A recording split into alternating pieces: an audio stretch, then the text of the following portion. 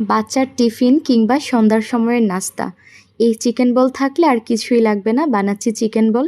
এখানে আমি পেঁয়াজ আর মুরগির বুকের মাংস একসাথে ব্লেন্ড করে নিয়েছি। ব্লেন্ড করে নেওয়ার পরে এটাতে আমি আরও বেশ কিছু জিনিস মিশিয়ে দিব। এখানে নিলাম হচ্ছে গিয়ে 4-5টার মতো গোলমরিচ। যেহেতু আমি আমার বাচ্চার জন্য বানাচ্ছি, সেজন্য আমি কাঁচা মরিচটা ইউজ করছি না। গোলমরিচটাকে আমি একদম থেতো করে দিচ্ছি। কেউ চাইলে যদি বড়দের জন্য বানানো হয় তাহলে ঝালের পরিমাণটা বাড়িয়ে বা কমিয়ে দিতে পারেন। গোলমরিচ দেওয়ার পরে আমি এখানে একটা মিক্স দিয়ে দিলাম। এখানে আছে হচ্ছে গিয়ে আদা বাটা, জিরা বাটা আর 2 টুকরার মতো দারচিনি আমি একসাথে ব্লেন্ড করে দিয়ে দিলাম। আর সেই সাথে দিলাম হচ্ছে গিয়ে টমেটো সস। এবার হচ্ছে গিয়ে দিয়ে দিব সামান্য পরিমাণে ময়দা। আমরা এখানে ময়দার পরিবর্তে যদি ব্রেড ক্রাম্বস ব্যবহার করি তাহলেও হবে। ব্রেড ক্রাম্বস ছিল না, সেজন্য ময়দা দিয়েই কাজ চালিয়ে নিলাম। ব্রেড ক্রাম্বস বা ময়দা বা কর্নফ্লাওয়ার যেটাই বলেন না কেন, বাইন্ডিংয়ের জন্য দেওয়া হয়, দিলে পারফেক্ট হয়। এবার হচ্ছে গিয়ে উপর থেকে একটু তেল ব্রাশ করে নিয়ে আমি হাতেও একটু তেল লাগিয়ে নিলাম। এবার ছোট ছোট করে বলের আকারে তৈরি করে নিচ্ছি। দেখতেই পাচ্ছেন একদম ছোট ছোট করে নিচ্ছি। সবগুলো বল রেডি হয়ে যাওয়ার পরে এবার হচ্ছে গিয়ে সেদ্ধ করার পালা।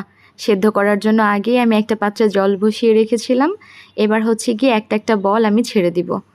কোনো ভয় নেই, একদম লেগে যাবে না বা হচ্ছে গিয়ে ছেড়ে আসবে না, যেহেতু আমরা বাইন্ডিংয়ের জন্য ময়দা ব্যবহার করেছি।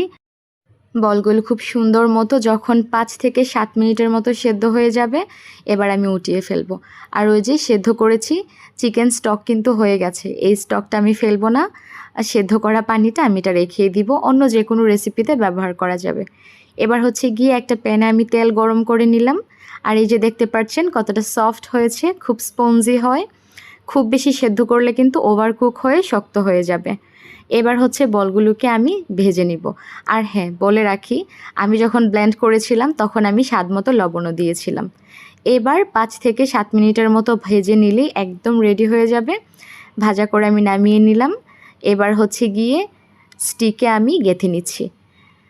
একদম পারফেক্ট একটা রেসিপি বাচ্চাদের টিফিনের জন্য। এটা যদি আমরা হচ্ছে গিয়ে ডিপ ফ্রিজে সংরক্ষণ করে রাখতে পারি, বলগুলা সেদ্ধ হয়ে যাওয়ার পরে এয়ারটাইট বক্সে রেখে দিলেই হয়ে যাবে।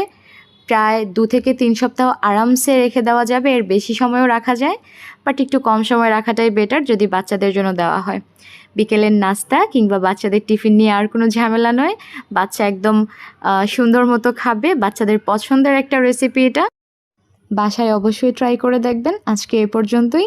যে যেখান থেকে দেখছেন সবাইকে অসংখ্য ধন্যবাদ। ভালো লাগলে লাইক কমেন্ট করে পাশেই থাকবেন।